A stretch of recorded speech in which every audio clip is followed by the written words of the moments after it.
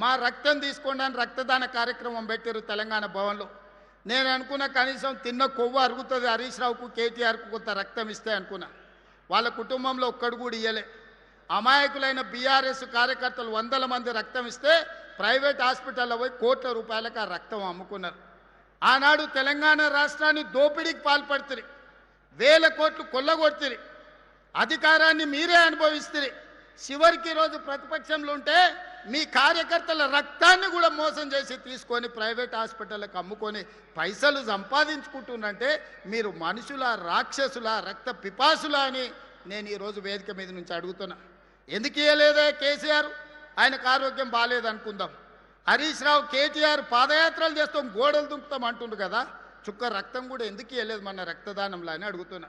రాజ్యసభ తీసుకున్న సంతోష్రావు ఎందుకు ఇవ్వలేదు?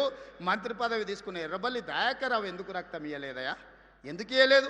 వినోద్ రావు ఎందుకు ఇవ్వలేదు? వాళ్ళు మాత్రం ఏమి ఇయ్యరు, సిల్లు గవ్వియ్యరు, సుక్క రక్తం పొట్టివ్వరు. తెలంగాణ ప్రజల సొమ్ము 1000 కోట్లు కొల్లగొడతారు.